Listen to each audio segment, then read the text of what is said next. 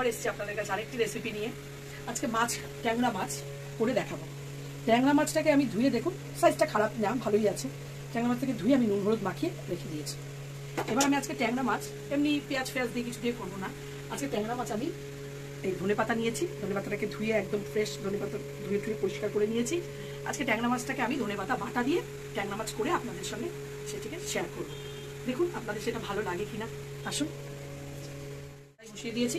আমি মাছ জেনারেলি আমি সর্ষের তেল দিয়েই বানাই, কারণ সর্ষের তেল দিয়ে আমি পছন্দ করি মাছ করতে।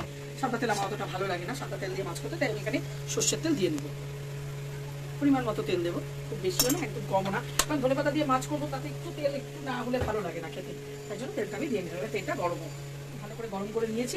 এবার আমি মাছগুলো অল্প অল্প করে ভেজে নেব।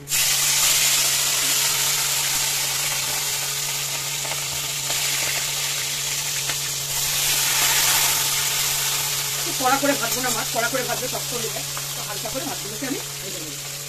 ভাজা হতে থাক ততক্ষণ আমি ধনেপাতাগুলোকে মিক্সিতে বেটে দেবো। তার সঙ্গে আমি কাঁচা লঙ্কাও দিয়ে নিয়েছি।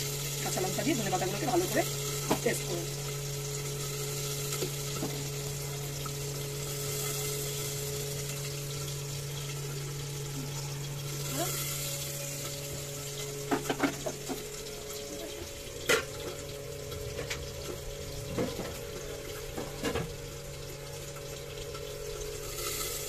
দিয়ে নিলাম।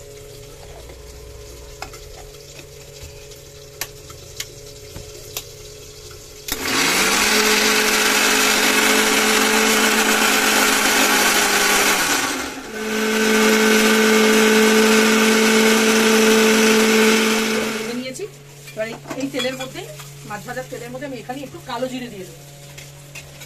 কালো জিরে সম্বাদ দিলাম বেশি করে। এইবার এই যে বেটে রাখা ধনেপাতাটা এর মধ্যে দিয়ে দেবো।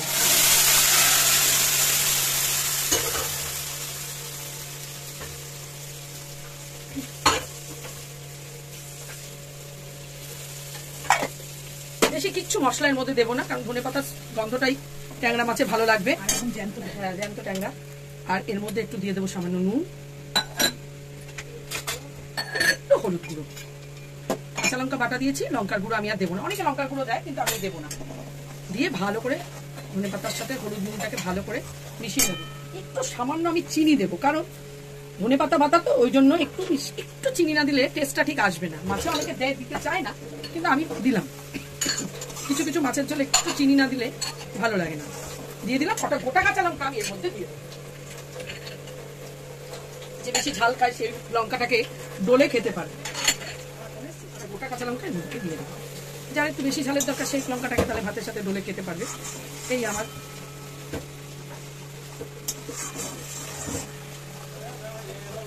মশলাটা কষানো হয়ে গেছে। এবার আমি মাছটা দিয়ে দেবো।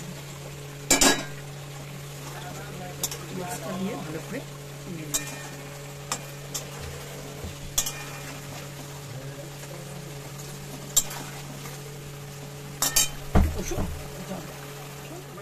ধনেপাতা দিয়ে ট্যাংরা মাছ একদম রেডি। এবং আমি একটু গ্রেভি রেখেছি, ভাত দিয়ে মেখে খেতে ভালো লাগবে। আশা করছি আপনাদের এই রেসিপিটি ভালো লাগবে। একদম ইজি রেসিপি, আপনারা বাড়িতে এটা তৈরি করে খাবেন এবং আমায় জানাবেন অবশ্যই। এমন খেলে কমেন্ট না করলে কি করে জানবো? অবশ্যই কমেন্ট করবেন আর লাইক কমেন্ট শেয়ার করে দেবেন যদি ভালো লাগে আমার ভিডিওটি। এখানে ভিডিওটি শেষ করছি, আবার আসবো নতুন একটি ভিডিও নিয়ে আপনাদের সাথে। আপনারা ভালো থাকবেন, সুস্থ থাকবেন। নমস্কার।